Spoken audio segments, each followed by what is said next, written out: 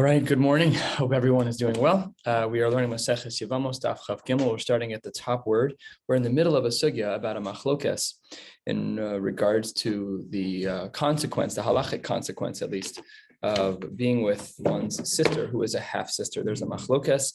The Rabbanan were of the opinion that there were two isurim, and Rabbi Yossi, Rabbi Yehuda was of the opinion that there was only one. So right now we're in the midst of the opinion of Rabbi Yossi, Rabbi Yehuda, and the primary question that we're asking right now is that according to Rabbi Yossi, Rabbi Yehuda, what does he do with the pasuk that the Rabbanan hold is the second isur? The pasuk says, Eisha Savicha. What does he do with that pasuk? So says the Gemara on the top of Chav Gimel Amud Aleph Ve'ema. Maybe what he does with that pasuk is to exclude a particular case, Prat L'chai Ve'Lavan, to say that had it been that a daughter was born out of a relationship that was chai ve'lavin, maybe we'd say that that's not considered a daughter, in which case, had her half-brother been intimate with her, she's not really a half-sister, because it's not the relationship from which she was born was chai ve'lavin. Rashi points out on the top, Dibur hamaschil prat l'chai ve'lavin, for example, im nosa aviv mamzeres, if her father married a mamzeres, holy bas, and she's the birth of that child, lav achosohi, then the half-brother, as it were, the father's son from another marriage, they're not actually half siblings. So maybe that's what the Gemara meant. Maybe that's what Rabbi Yossi, Rabbi Yehuda does with the pasuk, is to exclude the daughter when a brother and his half sister are together. But if she was born from the relationship where her mother's a mamzeres, then maybe she's not a choso. Oh, so says the Gemara, that can't be. That's not true, because even though it's true that it's usher to marry a mamzeres, but their kedushin is tofsin. They're actually halachically married. She is in fact a half sister. After all, the pasuk says, a man has two wives, one whom he loves and one who he hates. Says the Gemara, it can't be talking about whether or not she's loved by Hashem. One is that she's loved because she was loving in her marriage, and sinua, that she was sinua benisueha, that she was not honest in her marriage. So maybe the husband doesn't like her. Nevertheless, what do we see? Even if she did something wrong, chai ve'lavin, still v'amar rachmana kisihena, they still have a relationship. They're still halachically married. So therefore, it can't be that Rabbi Yossi, Rabbi Yehuda learns the pasuk of Eisha Savicha to say that a daughter who's born from a relationship between a man and a woman with whom there's chai ve'lavin, that the daughter is therefore not considered a daughter as it relates to her half brother. That's not true. Says the Gemara 6-7 lines down. Maybe we should say prat l'chai ve'krisus. Maybe we should say that what Rabbi Yossi, Rabbi Yehuda thinks the pasuk means when it says Eisha Sabicha is to exclude a case where the relationship that generated the daughter was one where there was a chiyuv kares. Maybe we should say that. Says the Gemara, we can't say that. Omar Rava Omar Kra. The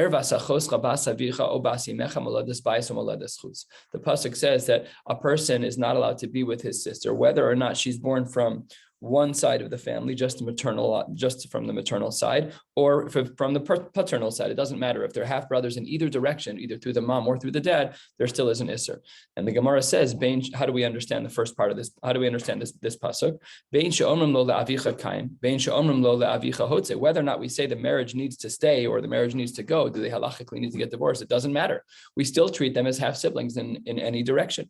We still see that she's referred to as achoscha. So says the Gemara, you're right about one part of your drasha, but maybe you're wrong about another. I agree with you. Whether or not the marriage should last, they should get divorced or not, is one part. I understand.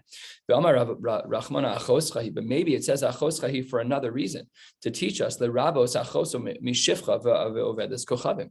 Maybe we should say that we're trying to include a case where a girl is born from a shifcha or from ovedes kochavim, where we would have assumed that she's not a regular half sister if her mother is a shifcha, her mother's avodas kochavim, and yet nevertheless, what do we see? We see Amakra bas esha sabicha mishi yeshlo ishus la'avicha ba prat la'achosa mishifcha b'avodas kochavim, that there has to actually be a marriage. There is no marriage with a shifcha, and there is no marriage with an avodas kochavim.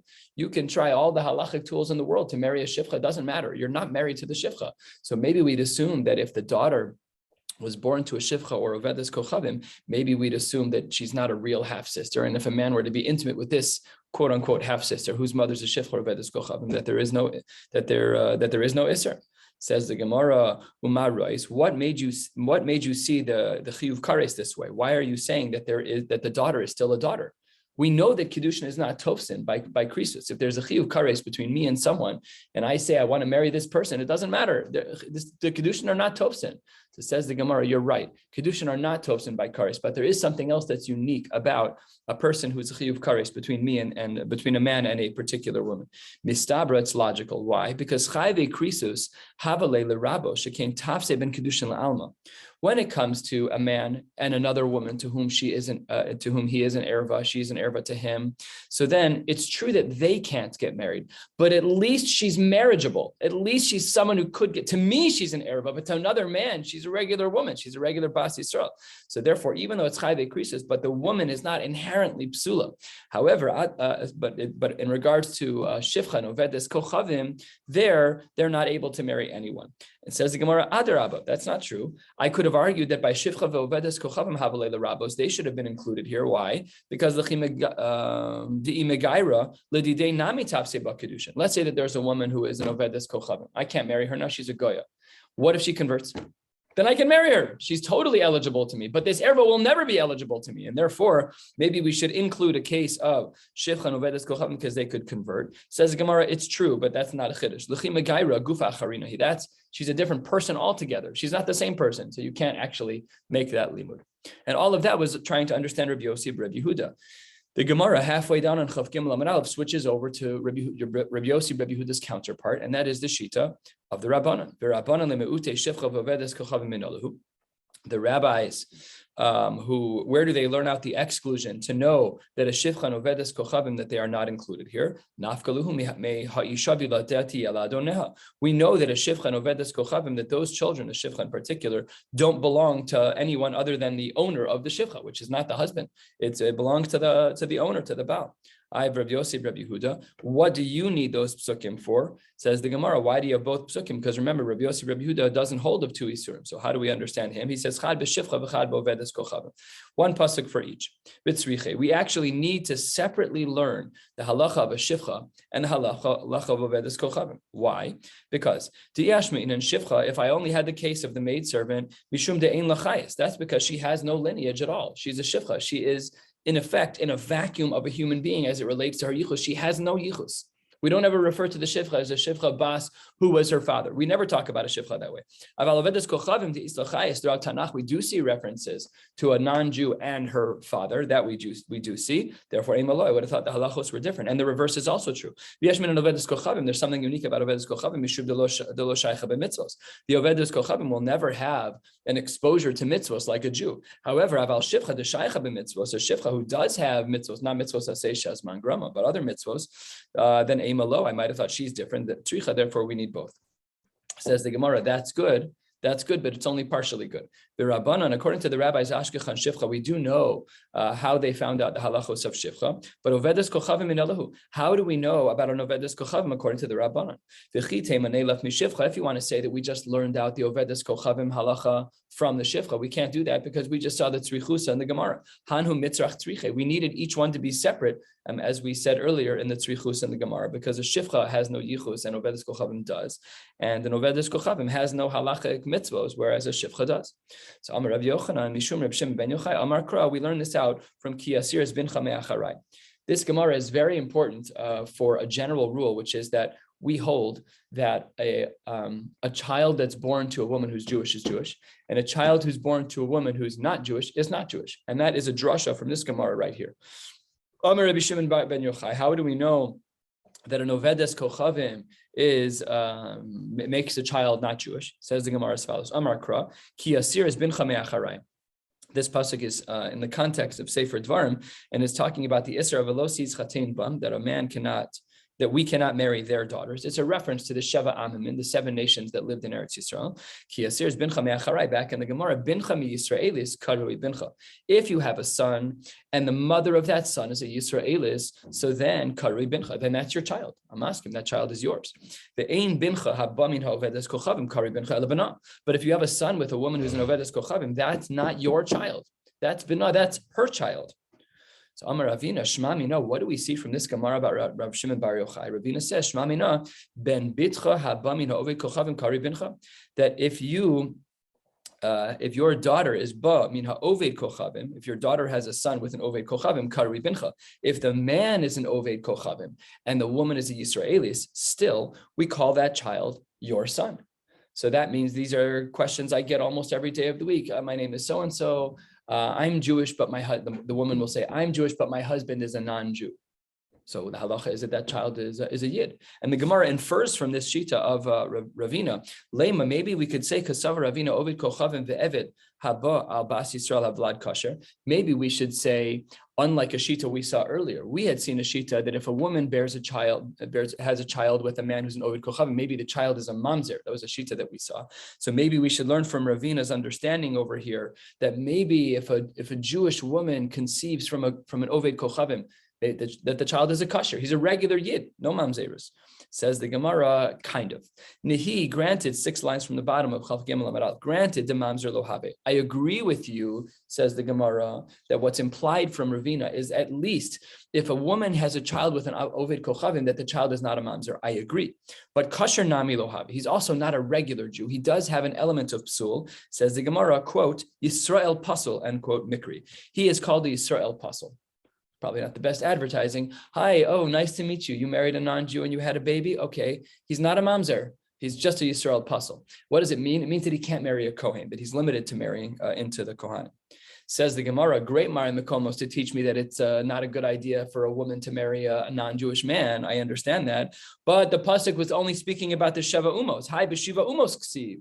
So maybe the Isser of marrying an Akum is only by Sheva Amamin, only by the seven nations. Says the Gemara, no. Ki Yasir, when the pasuk says Yasir, that is a more expansive word. L'rabos kol hamasirin, to include anyone who could pull a woman off of the derech, and that's a man who's worshiping idols, a man who's an Oved Kochavim, a man who's a goy. And therefore, the Isser of marrying a non-Jewish man for a woman, even though the child is still halachically Jewish, it's still prohibited based on the psukim, and the child is called the Yisrael Pasul, according to the Gemara. It's not a mamzer, he's Yisrael Pasul. It applies across the boards. Says the Gemara, that only works according to some shitas. If you want to say that the pasuk that's clearly speaking about the Sheva Umos is now being more expansive to all of the goyim of the world, all of the Ovdei Kochavim of the world, that only is true. Hanicha le Rabbi Shimon, the Darish time. That's only true according to Reb Shimon, who believes in Dorish time of the Kra, who is willing to be Dorish the Ta'am of the Kra. What does the pasuk say? By the 7 nations, we're concerned that maybe these 7 nations will pull women off of the derech, therefore it's usher. So the time of the Kra is that they'll get pulled off the derech. Therefore, because Reb Shimon is Dorish time of the Kra, so therefore we can expand it to a wider berth of people, that it applies to all non-Jewish men, that a woman is not allowed to marry any non-Jewish man, and if she does so and they have a child, that child is a Yisrael pasul. So Reb Shimon is allowed, he's Dorish time of the Kra, that you are allowed to expand a halachic area of the Torah based simply on the ta'am, of the logic, the reasoning behind the pasuk. However, according to the rabbis who do not hold of Dorish time of the Kra, they do not believe in expanding a halachic area due to the logic of the pasuk, only whatever is on the exegetical side. What can we learn from the pasuk? So according to them, minalahu, how then would they know that it's usher for a woman to marry a non-Jewish man? Says the Gemara, look which name you just quoted. You said Reb Shimon holds of Dorish time of the Kra. Man Tana de Paligale Reb Yossi Reb Yehuda. Who's the Tana that argues against Reb Yossi Reb Yehuda? It's Reb Shimon he. And what is Reb Shimon he? Look back up 2 lines. Reb Shimon is Dorish time of the Kra. So therefore, no problem at all. We therefore have a halachic conclusion here that it is not only forbidden for a woman who is Jewish to marry a non-Jewish man. That's for sure. Lo sis chatein bam, seemingly included in the pasuk, and that we hold like Reb Shimon and Reb Yossi. Everyone agrees to this one in this case. So we're Dorish time of the Kra, and the child would be called the Yisrael pasul. That brings us to the top of Chav Gimel Amud Beis. We're going to go to the next Mishnah on the top of Chav Daled Amud Aleph, and this Mishnah is going to present a couple of nuanced cases about people who got married and didn't really realize who they got married to. We probably should pay attention to these things, but that's what the case that the Mishnah is going to present now. Misha Kidesh, one man, he marries Achas Mishtei Achayos. He marries one of 2 sisters, Ve'ein Yodea Eze Mehen Kidesh, but he doesn't know which of the 2 sisters he married. Identical twins, whatever the case may be, whatever the logistics are, he said, I'm willing to marry person X. He did not know which woman he married. Fine. What does he do? No saying get lezu, get lezu. Unfortunately, he has to give a get to both of these women. can't be intimate with either of them because it's a suffix dorais of who he married. And if in fact you're married to the other woman, you just slept with your sister-in-law, that's for sure not allowed. So then there's no intimacy at all, and he has to give a get to both. What if this man who married one of these two women without knowing who it was, what if he died and had a brother? Meis v'lo ach echad. So Reuven was the man who married one of these two women without knowing who. And then he died and he had a brother, Shimon. So what should Shimon do? Choletz l'shtein. It's an equivalent. He can't give a get because there's no get. He was never married to them, but he has to do yibum or chalitza. So in this case, he would do chalitza. But hayulo shnayim. Let's say that he had two brothers. So Reuven got married and didn't know to whom, and he had two brothers after he died, Shimon and Levi. So then, echad choletz ve'echad miyabim. Once they do chalitza to one woman, then the other one can marry another one. So let's say Shimon would do chalitza, and Levi would get married. Kid muvakansu. What if in fact these brothers did something wrong? They actually did get married. So the case was that Reuven married one of these two women but didn't know who he had, and then he died. And these two women, or one of the two women, or really both, fell to the remaining two brothers, Shimon and Levi, and they did something wrong. Kid muvakinsu. They just decided, I'm going to marry this one and you'll marry that one, even though that's not allowed. Ein motziin miyadam. We don't force them to get divorced. We'll discuss that in the Gemara. The second case of the Mishnah is somewhat similar. However, we're not talking about brothers in this case. Shnayim shekichu, two random people, one from the Smith family and one from the Klein family. Says the Gemara, two random men, each one of them married one of two sisters. So Shnayim shekichu shtei achayos. Ze eno yodea eze kiddush, v'ze eno yodea eze kiddush. So you have two guys, Reuven from family X and Chaim from family Y, and they marry two sisters, but they don't know which of the sisters they married. So Rachel and Leah, they don't know who married whom. So what should they do? Each person, zeh nosein shnei gittin, v'zeh nosein shnei gittin. Each person has to give two gittin to each woman. Otherwise, we don't know. They may still be halachically married, and without giving the get, if they're halachically married and they go marry somebody else and have a child, that's mamzerus. Mesu, what if these two men randomly die? So Reuven and Chaim in our case die, and then Rachel and Leah are now widows. So it says the Gemara, Mesu, if they die, lezeach, and each of these guys, Reuven and Chaim, each of them have one brother, zecholetz l'shtein. Same principle as we learned in the Reisha, that just like in the Reisha they would do divorce, here they're going to do chalitza. Lezeh echad v'lezeh shnayim. What if Reuven has one brother and Chaim has two brothers? So hayachid, Reuven's one brother, he's choletz l'shtein, he does chalitza to both. However, v'hashnayim, the man who has two brothers, echad choletz v'echad miyabim, he does chalitza to one, and then he is allowed to marry another one. Kid muvakansu. What if these two brothers of Chaim decide to get married to these two sisters? Ein motzin miyadam. We don't force them to get divorced. Now, what if Reuven and Chaim, the non-brothers who married sisters, what if each one had two brothers? Lazeshnaim v'lazeshnaim, another iteration of this case. Says the Gemara, echav shel zeh choletz. Echav shel zeh choletz la'achas, ve'echav shel zeh choletz la'achas. One brother does chalitza to each.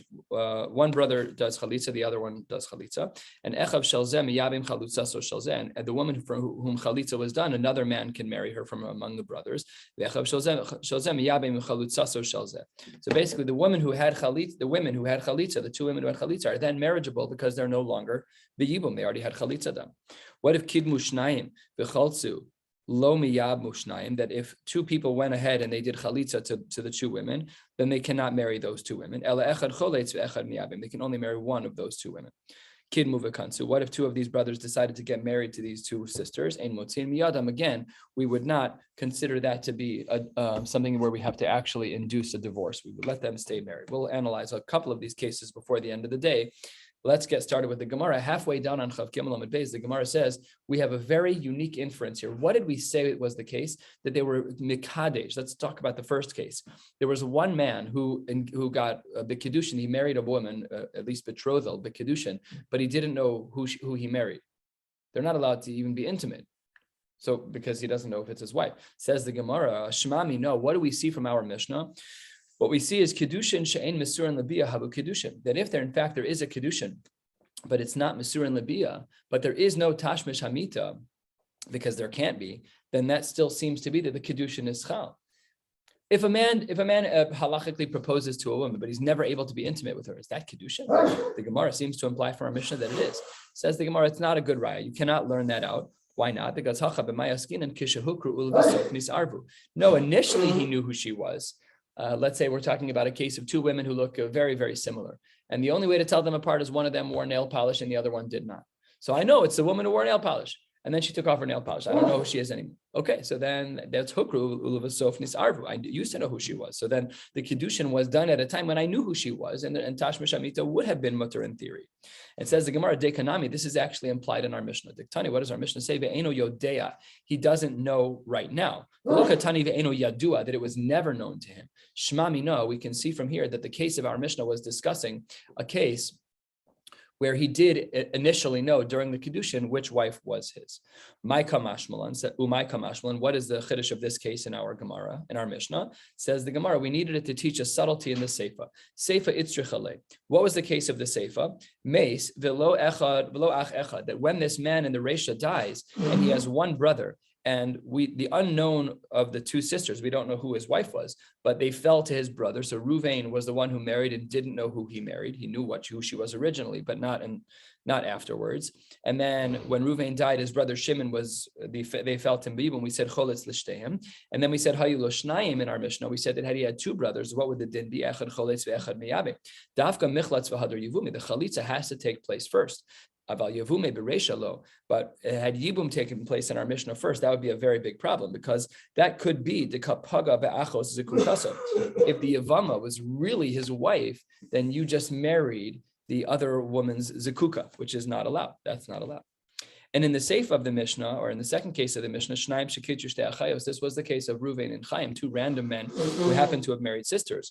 Shma Mina, what do we see from here? Kedushin Shein Misern Lebiya Havu Kedushin. Let's try again. We couldn't learn it from the Resha, but maybe we can learn from the second case that if the Kedushin took place under a circumstance where the man did not know who he was marrying, so then says the Gemara, then maybe that's the Kedushin is still chal, even though they can't have tashmish amita. Says the Gemara, here too we're talking about a case where he knew who his wife was originally, where the men knew who their wives were originally. Reuven and Chaim, they knew, but then things got mixed up. And Dekanami, this is also implied in the Mishnah, because where it says that he doesn't know. Right now he doesn't know, but he did know it. He did know at some point who they were. Umay kamashmalan, what's the chiddush of the Seifa? Says the Gemara, Seifa Yisruchale, we needed it for the end of the second case. We had said that Mesu, if Ruvain and Chaim, the non-brothers who married sisters, when they died, we said that if one of them had one brother and one of them had two brothers, if Ruvain had one brother and Chaim had two brothers, so then the Yachid is choletz l'shteim. The Ruvain is one brother, he will do chalitza for both women. The Ashnayim and Chaim, who has two brothers, we had said echad choletz ve'echad meyabin, that we needed the chalitza to come before the yibum. Says the Gemara, we learned that already 5 lines ago, that the chalitza has to come before the yibum, because we were concerned about, as the Gemara called it, about being pogea be'achos zikukasa. We know that the chalitza has to be done before the yibum when two brothers who are Yevamim are trying to marry two women, one of whom is the wife of their brother. Says the Gemara, Pshita, Hainu Reisha, we learned that already. Says the Gemara, we might have had a different halacha when we're talking about two brothers versus when we're talking about one. Maybe we should be more strict here and not allow anything, not even the chalitza followed by the yibum. Maybe we should just say chalitza for everyone. Kamashmalan, that's not true. V'dafka, and what was the din that we learned? Michlatz v'hadar yivume. As we had said in the Resha, we're going to say here again, because again, this is a new case of two people and not one marrying these two women. V'dafka michlatz v'hadar yivume. It's only true when the chalitza comes first. Ava yivume b'reisha lo dekapaga v'yavama b'shuk. It has to be that you didn't do yibum and then do chalitza afterwards, because then the chalitza, the woman who had chalitza, might actually be married, and now she's going to be a Yevama Bashuk. She was never married. And then she was left to pasture. Yeah, but once you do Chalitza, Yibum's out of the question. But she's what?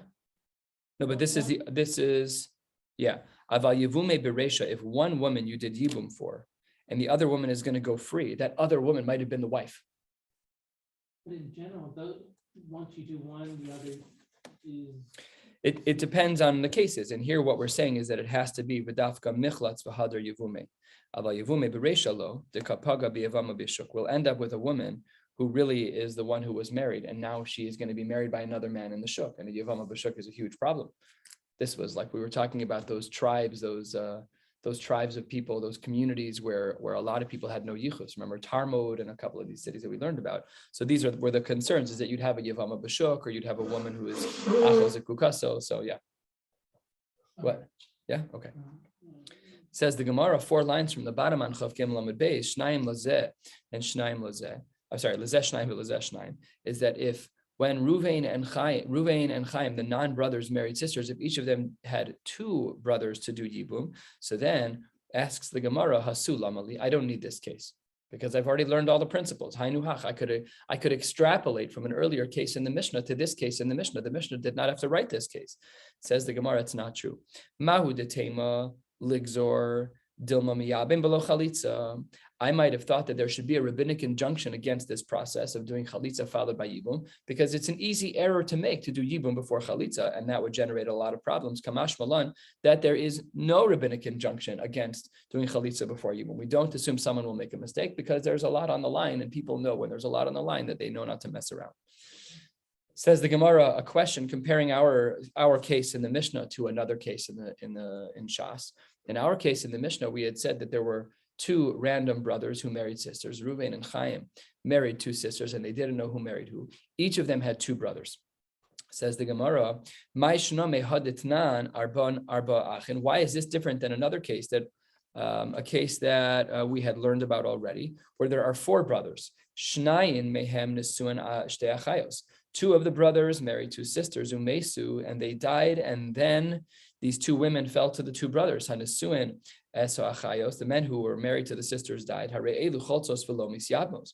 There, in that case, we said they do chalitza but no yibum. What did our Mishnah say? We do chalitza and yes yibum to the other sister. So why is it that this case, which is seemingly almost identical, why would we then say that the halachos are different? Why in our Mishnah does it say first chalitza and then yibum? And in this case of 4 brothers, 2 of whom are married to sisters, and then those 2 people who are married to sisters die, and the 2 women fall to the remaining 2 brothers, v'lo misyabmos. Why do we say that there's no yibum? Says the Gemara, hachi hashta. These cases are not comparable at all. Top of Chav Daled Amud Aleph. What does the Gemara say? Hasam, in the case that we just brought in, we were talking about brothers who were married to sisters. That's very different. For whatever reason, when there are 2 brothers who die and the 2 brothers leave over 2 sisters, then you have a different problem of zika with them, or bittul yibum as it relates to your brother. That's for sure true. However, hacha, in our case, where the initial 2 brothers who married were not brothers, the initial 2 men who married were not brothers. Reuben and Chaim were not married at all, and they were not related at all. Sorry, one second. And Hacha over here in our Mishnah, where Reuben and Chaim were 2 random men who married 2 sisters, that case is different. Hacha kol chad v'chad emor didei kam Yisram yoleh. Each person is going to say, I'm marrying the right person, because they're different cases. Again, our case was talking about 2 non-brothers who married sisters. The case at the bottom of the page that we're asking from was 2 brothers who married 2 sisters. The cases are not the same. Last little sugya for now. Says the Gemara on the top of Daf Chav Daled Amud Aleph, Kidmu v'kansu ein motziin. We said that if in fact they got married when they shouldn't have, the 2 brothers ended up marrying these 2 women and they shouldn't have, we don't make them get divorced. Says the Gemara, Tani Shila. Shila says in a brisa, ve'afilu shneim kohanim. Even if they're both kohanim, we don't make them get divorced. How can you say that? They're both chalitzas. They both had chalitza. That's what our Mishnah said, that they had chalitza. My time up, because says the Gemara, a shocking din. Chalitza is derabanan. Who knew that a chalitza, a woman who did chalitza, or that if the chalitza was done to her, then what is the din? What's her status? Klapi a kohen. We thought it was a psul deoraisa. Says the Gemara, no, it's only derabanan. He v'safeg chalutza lo gazer b'hu rabbanan. And when we're not sure if he married the chalutza or a regular woman, in that case, we assume that they can stay married. Asks the Gemara v'chalutza derabanan. It's a pasuk. The pasuk says v'hatanya grusha. The pasuk says that a grusha, that a woman who's divorced is not allowed to marry a kohen. Ainli ela grusha chalutza minayin. How do we know that a chalutza has a din deoraisa? Says the Gemara, Talmud lomar v'isha. We have a proper drasha that a chalutza is a din deoraisa. So if we have a proper drasha that a chalutza is a din deoraisa, then how can we say that the husbands will stay married? That's not allowed. Says the Gemara, you're right that the word v'isha is used to learn out the word v'chalutza, but it's not a din deoraisa. Says the Gemara, midirabananhu v'kra asmachta be'alma. It's only a din derabanan. This is a big chiddush. It's a big chiddush. We've always assumed that a chalutza was a psul deraisa. And in a case where they granted did something wrong, where these kohanim marry these women, one of whom really, both of whom they shouldn't be married to, but they married them out of suffix. So since there's only a suffix chalutza, and after the fact they're already married, we therefore don't force them to get divorced. We're going to stop right here. Tomorrow will also be recorded and posted like yesterday, unfortunately. So we'll learn a blot and a half tomorrow, Mir Hashem, and wishing you all a beautiful day.